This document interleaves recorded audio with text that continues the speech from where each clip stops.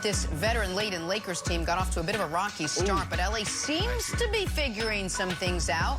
They've won 4 of their last 5, started something special potentially cooking in Hollywood. But Nick, the early season NBA storyline you find the most intriguing is blank. Yeah, I almost went with the Lakers and their immediate lineup changes, not starting a center, staggering LeBron and Russ's minutes. That's something to watch. However, thanks to Wild's beloved Boston Celtics, we have a much more topical story from last night.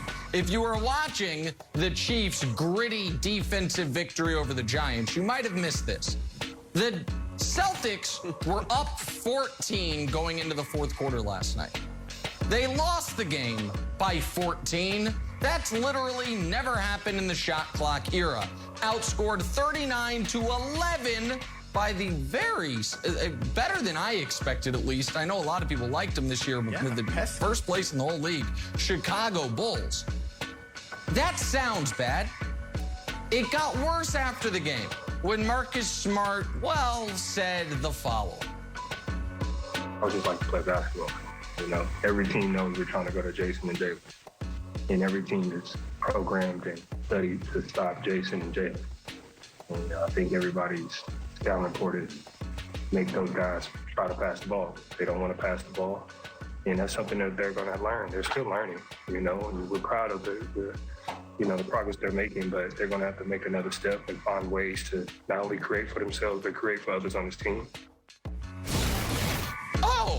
So there's that. Stat Musing comes in off the top rope, and he's like, hey, by the way, Jaylen Brown, Jason Tatum, they never pass. Now, that stat's a little outdated because Paul George has since played, but it still remains. Of guys that take a bunch of shots, and by the way, Jaylen and Jason are 6th and 7th in the league in scoring, respectively.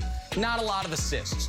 Here's my takeaway, Wilds. And I know I said your beloved Celtics, and that's probably unfair because they're just one of your 9 favorite teams in the NBA. You're a Knicks fan, you're a Blazers fan, you're a Sixers fan, you're a lot of teams. But you still have a soft spot in your heart for the Celtics. When did Marcus Smart become an elder statesman that's allowed to say things like, Jason Tatum and Jaylen Brown are still learning, and we're proud of them? Huh? I understand you're 27 years old and Jaylen Brown is the ripe young age of 25. But if I'm Jaylen Brown and I see this quote and I'm like, hey, Marcus, you and your 8 points per game on your 3-point shooting, that's the worst you've had in 4 years. Zip it, buddy. I'm not the problem here. And the idea that we would be cooking more if we had more Marcus Smart, one-on isolation plays. They didn't even run that for Marcus Smart at Oklahoma State, much less in the NBA.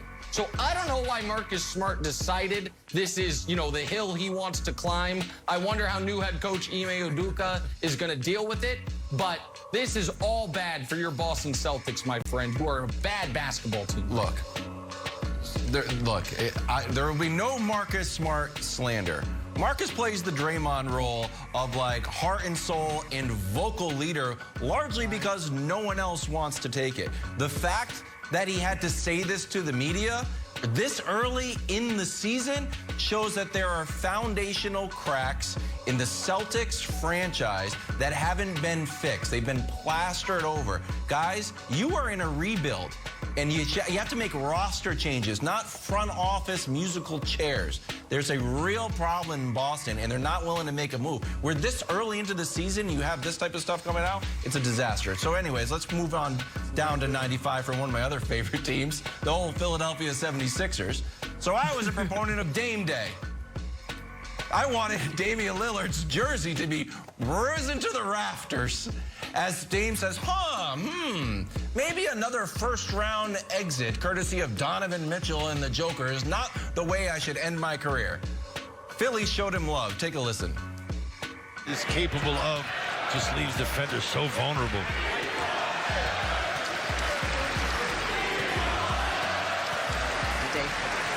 Chance going up here at the center. Did you hear those chants from the Philly crowd? I heard it. city of brotherly love. You show the brothers some love. You know what I mean? It is. They show us some love. That was it.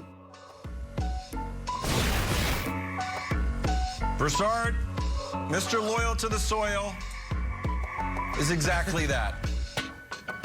And unfortunately, I'm taking all of my Dame to Philly dreams and hopes and digging a hole and burying them.